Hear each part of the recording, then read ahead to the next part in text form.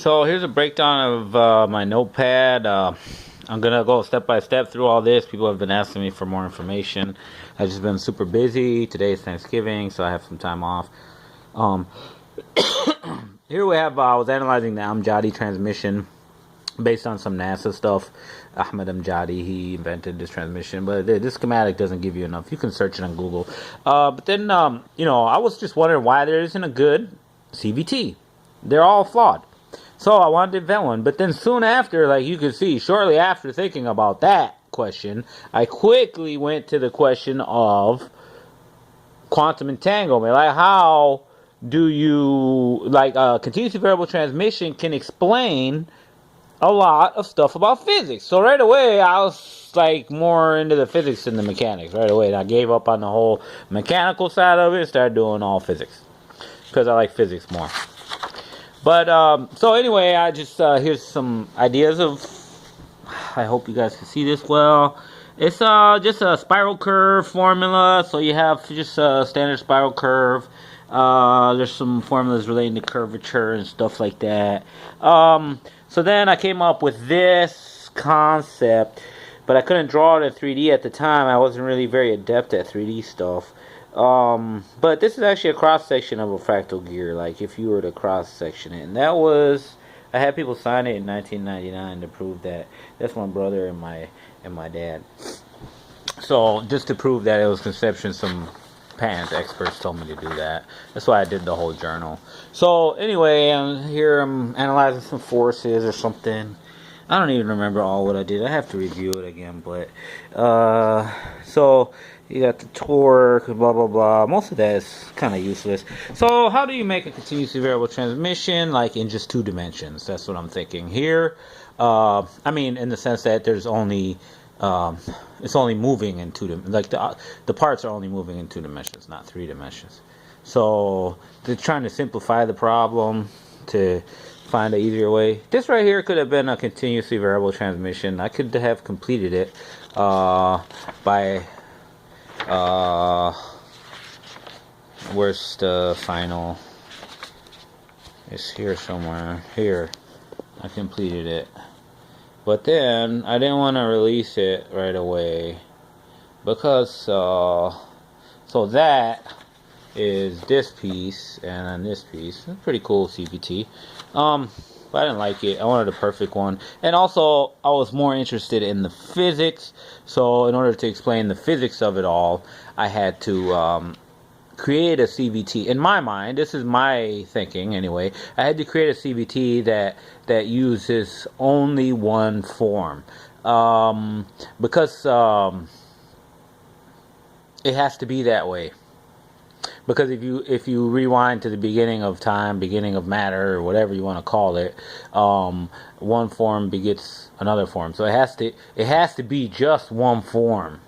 You can't start with 2 forms. You have to have one. You have to start with one. So, and then that one has to be able to mesh with itself.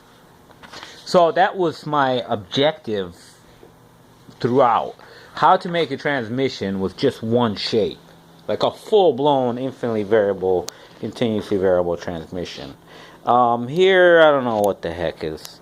I think I was trying to figure out the point of contact, torque ratios, stuff like that. Can't even remember. It was quite a while ago. It was like 10 years ago. And I came out with this important relation here. The tangents to a space curve form a surface. Well, yeah, that's obvious. I don't know. I'm not even going to try to analyze it right now because I forgot it. I can just give you a general idea. Here I'm like the no slipping condition. I was trying to calculate that out. In other words, it has to be like rigid contact. There can't be slipping, which actually there's not slipping in the real world. In the quantum physical world, there shouldn't be slipping, but there's actually, what happens is like they can go through each other, like ghosts walk through a wall, because there are fields. They can do that to some extent. So anyway, what do we got here? I don't know. This is all like derivations. I don't even know. I'll give it all to you guys. You guys can analyze it, try to figure it out. I forgot all what I did. But generally, just figure out how to make a CVT with one form and you will have fractal gears. That's simple. I mean, it's a simple solution, but the answer is very complicated. Let's see here. That is a form for a spiral, parametric spiral, that I thought would work really good. Oh, okay, yeah, that was the curvature increases the same in both directions. I believe that's what that is. Like in 3D, if you go whichever direction you go, the curvature should stay the same. So basically, like this, a slope of 1 in both ways, something like that. Which that would have been important because that is I don't know. You tell me. I don't even know anymore why that was important. Continuation, more on the curvatures. Just trying to study some curvature stuff. And what is this? Spinning chair. Oh, this was just a random idea that I had. Okay. Ideas are brewing, I call it. Like, just ideas. So here's this is really useful, kind of. It's a notes for a Mathematica notebook on how to generate the shapes that you need. Now keep in mind, these shapes that you get from this formulation, it's not a full fractal gear. If you take 2 of them and find the intersection, so you take one, rotate it 90 degrees, and then, no, 45 degrees and then 45 degrees in compound angles. You do that, then find the intersection of the 2, then what you get is a fractal gear. So they kind of go through each other, like one goes into the other one, kind of thing. And you can create a lot of them. There's a lot. And here are more Mathematica notes. I don't know what that is. I don't know. I wrote this stuff down so long ago. I have to. It all comes back to me. It's like riding a bike. You never forget it. I didn't want to share it right away because I feel like it might be more confusing than anything. But basically, it's just analyzing fractal gears as basically like as a gearing system. Like just thinking about like what they used to. I don't know who said this. I can't remember. Some famous scientist. He said he thought the universe was a whole bunch of gears, and you should be able to explain it like a machine. And everybody laughed at him, and even to this day they've been laughing at him. But actually, what he said was kind of correct.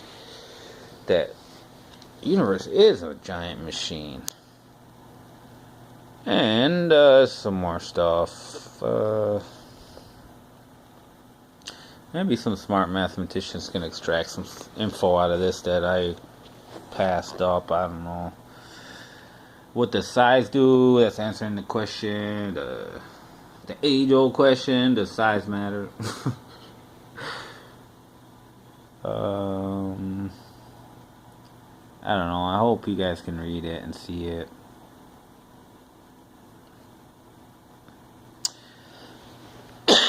Maybe if I go like this. Yeah, I should have been videoing this way all along.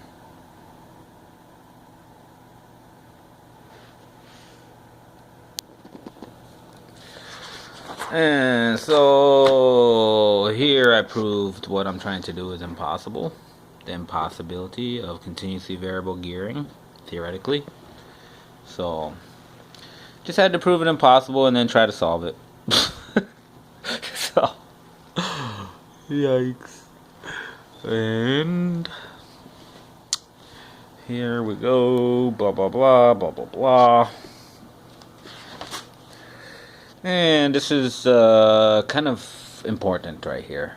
So I have a gear here. You have the spiral shape, and what is going on is it's rotating. So it's rotating in two ways. So it's rotating around its axis, and it's rotating around this axis here. And then I thought, this is the epiphany moment for me. Why not just do that without actually rotating around that axis? Always rotate about the point. This truly was an epiphany. This really was the major breakthrough for me. So here you have the point. So it's kind of like if this my hand were the form, okay? You're rotating it like this. You know, like that. Okay? So you're rotating it in two directions. And then here I'm trying to figure out how to hold it so I can test it. Do some testing, trying. And another way, try to hold it. You know, Mathematica drawing stuff. This is Mathematica notebook stuff to help you generate these formulas.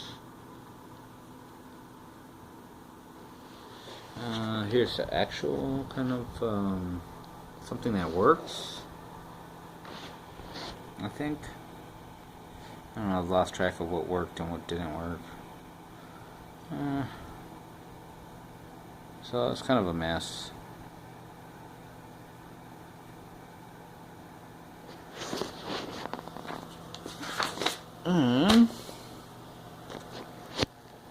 Okay, and then we have this here.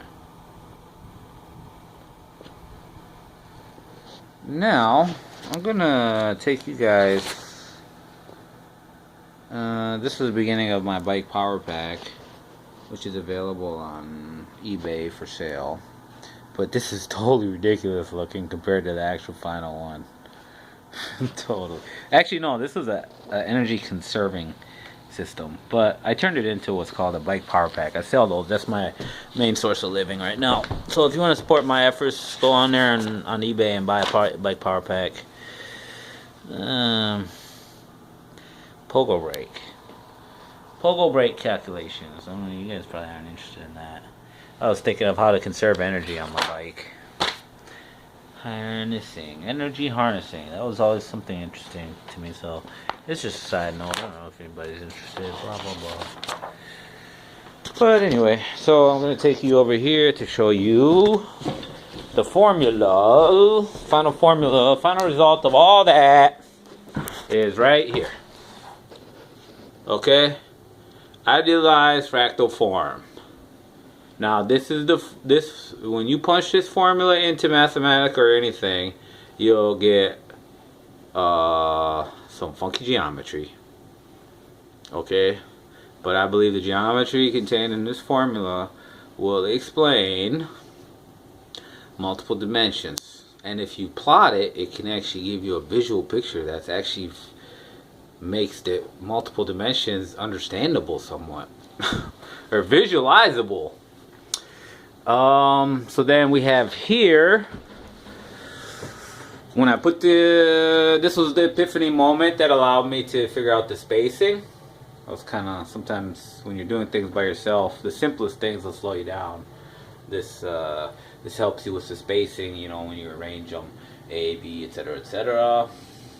Engagement ratio, blah blah blah. And then here is where I show how the foundations of quantum physics. That's basically right there in a nutshell, the foundations of quantum physics and how they apply to fractal gears, and why fractal gears is a contender in explaining quantum physics. Now you can see here, this is like a wave equation,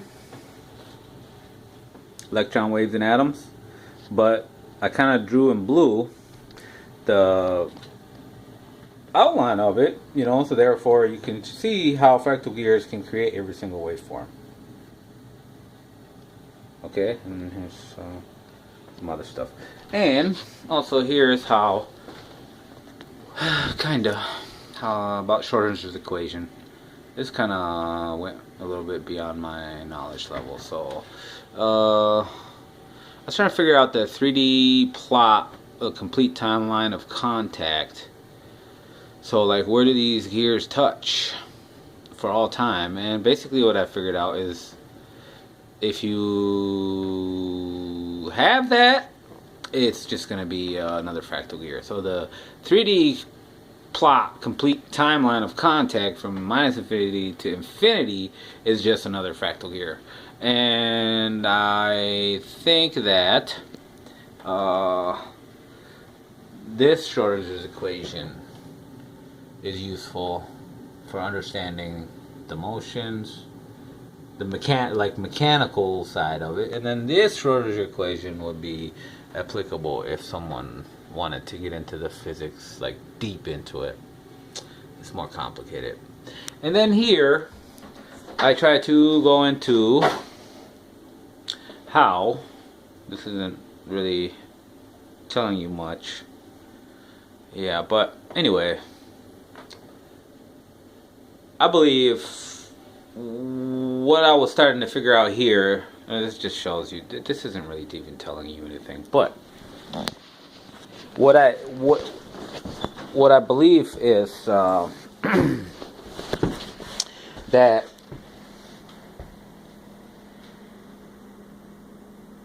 fractal gears can explain the true meaning of Planck's constant. Because I found that in the golden ratio, using Fibonacci numbers, there's a small deviation as you go higher and higher in Fibonacci numbers, and if you take that deviation as it